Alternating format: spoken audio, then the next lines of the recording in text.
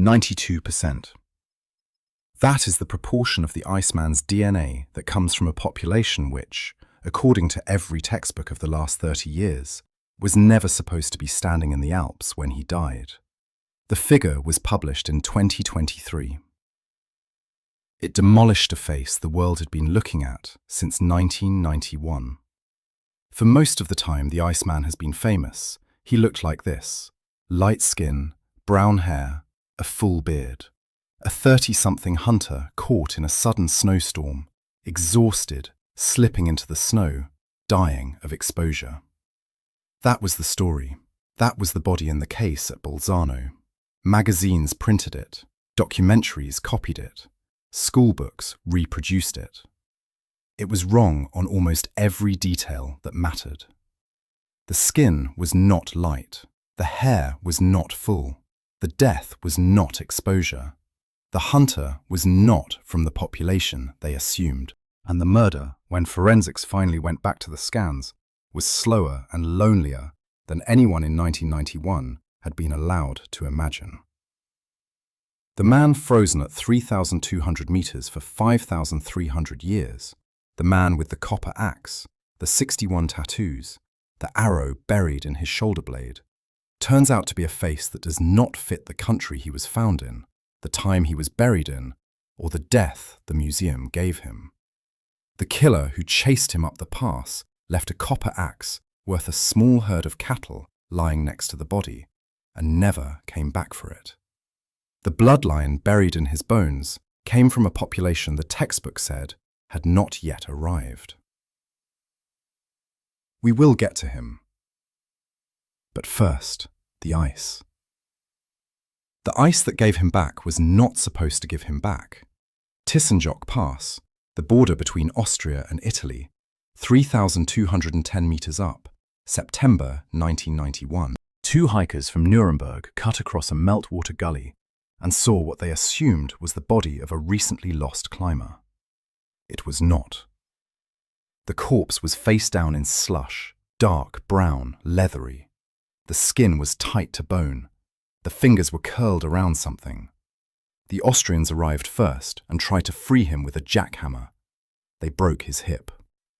The Italians arrived second and stopped them. The body crossed into Italy by 100 meters on the survey map. He has been Italian officially ever since. Radiocarbon came back at 5,300 years. He was older than the pyramids of Giza, older than Stonehenge in its final form.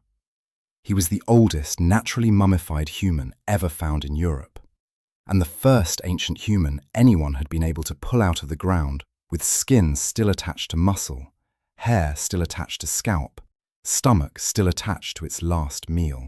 They moved him to Bolzano, into a chamber kept at -6 degrees, with humidity controlled to the 0.5%.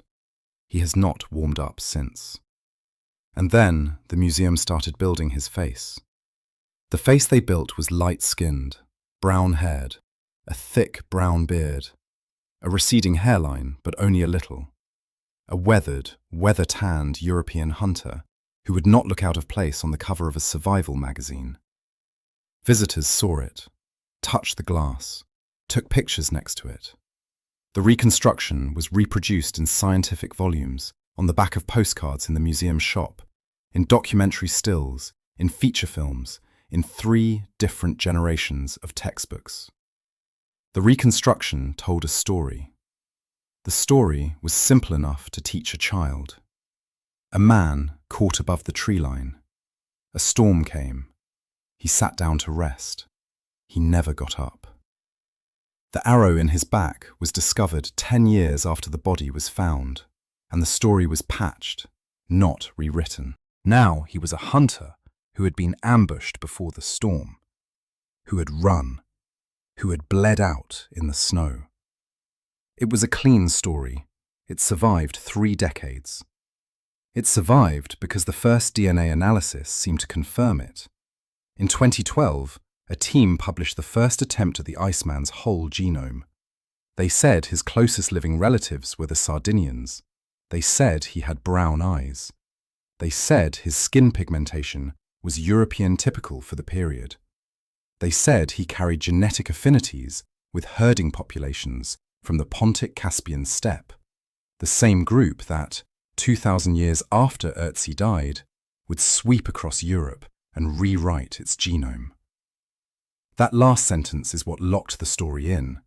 If the Iceman carried steppe ancestry, then the standard narrative of how Europe became Europe, Anatolian farmers in first, steppe pastoralists in second, modern Europeans out, was already underway when Ötzi was alive. He fit. He was the bridge. There was a problem. The bone they extracted DNA from in 2012 had been handled in 1991 without gloves, by a forensic team that did not know they were touching the oldest preserved human in European prehistory. Skin cells from at least 4 people had been transferred to the surface of the bone before it was ever sealed in a clean lab. Modern human DNA had seeped in. The team in 2012 flagged the contamination risk in their own paper. The coverage of the genome was low, about 7 times. Low coverage means each position in the genome is read only a few times on average, so a variant that disagrees with the consensus can be the real Ötzi, or it can be a fragment of skin cell from a man in Austria in 1991. There is no way to tell. The reconstruction at the museum, the schoolbook face, the steppe ancestry story, all of it was built on a DNA reading that the authors themselves said might be contaminated. For 11 years, nobody reread it. To understand exactly what the bones said when somebody finally went back to it without the contamination, you have to look at the team that decided in 2020 that the old genome was not good enough. You are still here. That puts you with the people who want the evidence, not the summary. This is the work this channel exists to do. Subscribe, there is another one coming. Their first move was not to extract new bone. It was to throw out the old extraction entirely.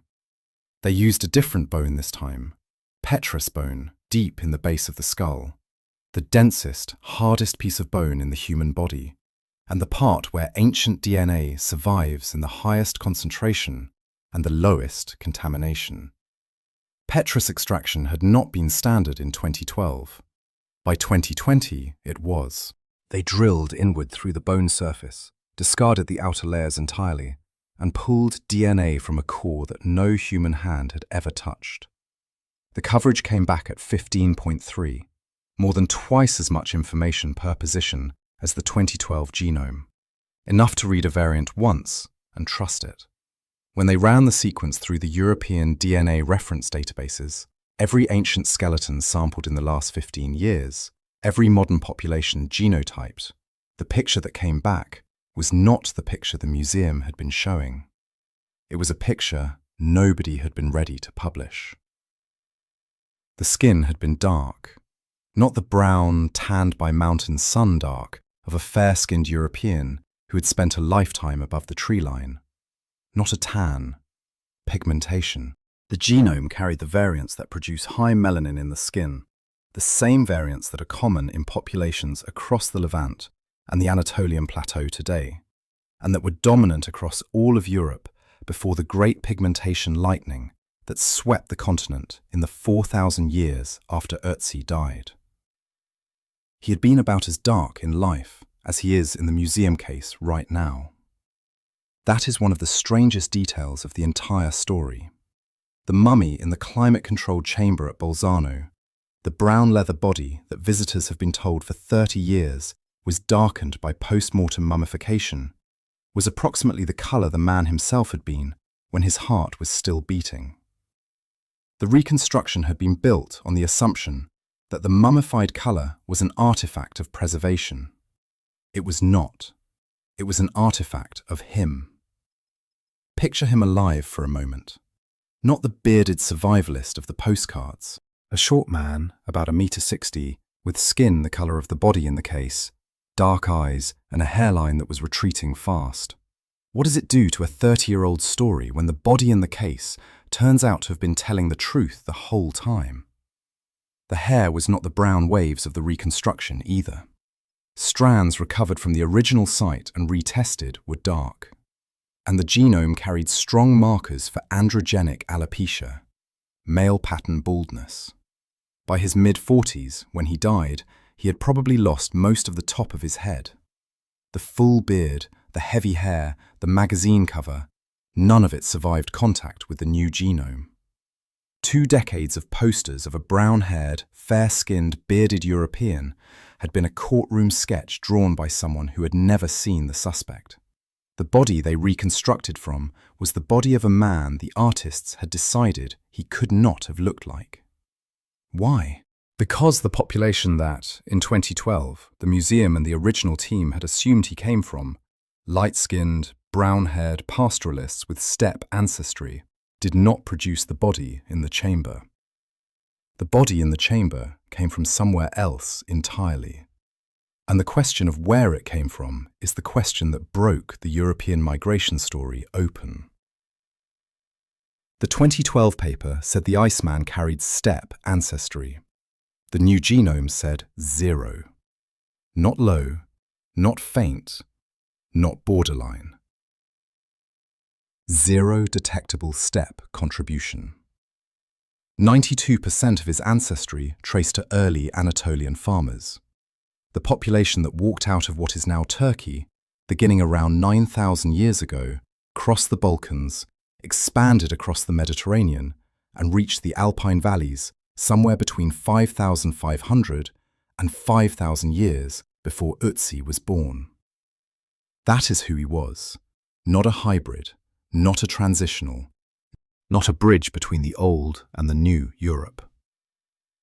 He was an unmixed remnant of a population that, in his time, was already being absorbed and replaced everywhere else in Europe, but had survived intact in a high valley. Hold that in your head for a moment. 5,300 years ago, the rest of Europe was already churning genetically. Steppe pastoralists had begun pushing in from the east. The migrations that would, within a millennium, rewrite the continent were already starting. Ötzi was alive in a window when his kind of European was disappearing, and he was, genetically, an island. The closest living populations to his autosomal signature are not in Central Europe. They are in Sardinia, in pockets of Corsica, and in scattered isolates of the Iberian Peninsula. The same places where the first farmer ancestry, the same Anatolian package, survived being overwritten because the steppe wave hit those places weaker and later. In other words, the people most genetically similar to Ötzi today are not living in the country he was found in. They are living on islands. They are living in the places Europe forgot to update. Picture the valley where they found him. Tizenjoch, 3,210 meters up, snow most of the year, scrub grass and rock the rest. If you walk up there today on a clear July afternoon, you are walking in country where, 5,300 years ago, a population already nearly extinct in the rest of Europe was still raising sheep, smelting copper, and walking the high passes alone. The Alps were not just where Ötzi died. The Alps were where his entire kind of person was making its last stand. He carried 61 tattoos, not decorative, not ritual in any way the museum could connect to ceremony. The placements were forensic, clustered around the knees, the ankles, the lower back, the wrists, the chest.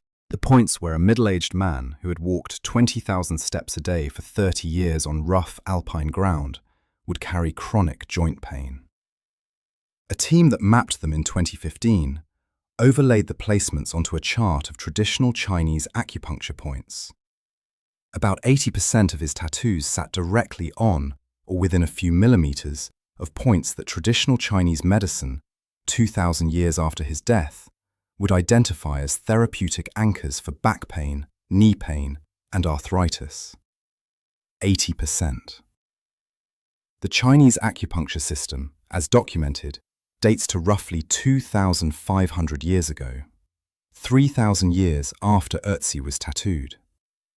The implication is one of two things: either two completely independent traditions, separated by thousands of kilometers and 3 millennia, converged on the same body map for treating chronic pain. Or there was a much older shared substrate of pain medicine in human populations, of which Ötzi's tattoos are the oldest preserved example, and Chinese acupuncture is the only surviving practitioner. The man was carrying the oldest preserved medical chart in the world on his own skin. Inside his stomach, when they finally opened him, ibex meat, red deer, einkorn wheat, and traces of bracken fern. He had eaten 30 to 60 minutes before he died. The digestion clock had barely started running. The fern was either a deliberate medicinal addition or a wrapper used to carry the meat that he had swallowed accidentally. The wheat was processed, ground, possibly cooked. He had a granary somewhere downhill. Pollen analysis of his intestinal tract pulled out grains from hop hornbeam, a tree that flowers in alpine valleys only between late April and early June. He had been in low country, near the tree line, within the previous 36 hours. He had walked up. He had walked up fast. Pollen layers in the digestive tract were stratified, older grains lower, fresher grains higher, and the layers matched two different altitudes. He had been low. He had come high. He had come down, briefly. He had gone back up. He was running. The body did not lie about that either. The wounds, when somebody went back to the scans with 2025 techniques, told a story the 2013 analysis had missed. The first forensic reading in 2013 said the arrow had hit the left subclavian artery. He had bled out fast, probably under 20 minutes, possibly faster. The killer had left him there and was gone before the body had cooled. In 2025, a forensic team rebuilt the wound in 3 dimensions, using modeling techniques that had not existed in 2013.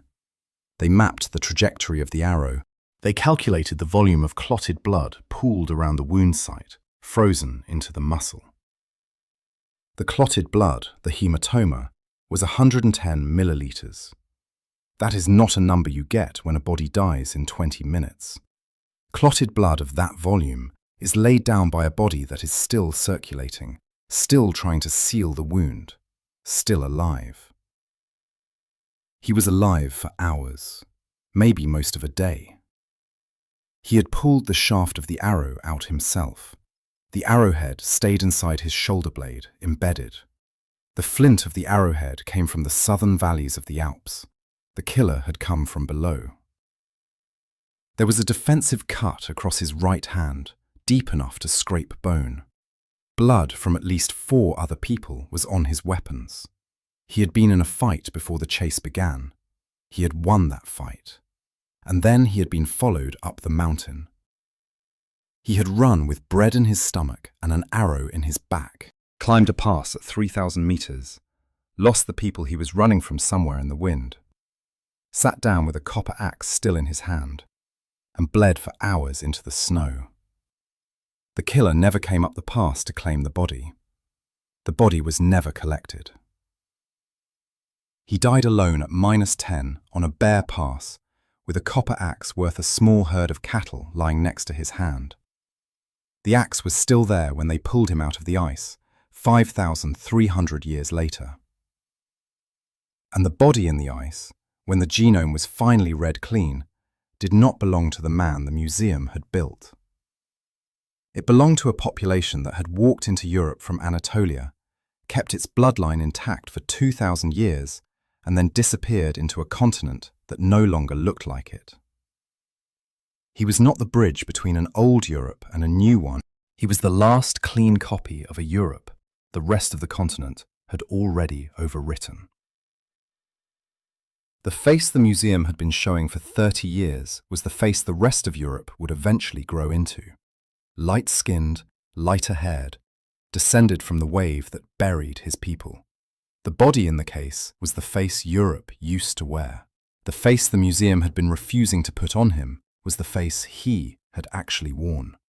They had been showing the wrong man, and the body had been looking back, telling the truth for 30 years. 92%. That is the proportion of the Iceman's DNA that comes from a population the textbook said was never supposed to be there. The figure was published in 2023. The museum had been looking at the wrong face for 30 years. The body in the ice had been looking back the whole time. Dark-skinned, balding, Anatolian, telling a story nobody was reading. He was not who scientists thought he was. He was who Europe had been before Europe forgot.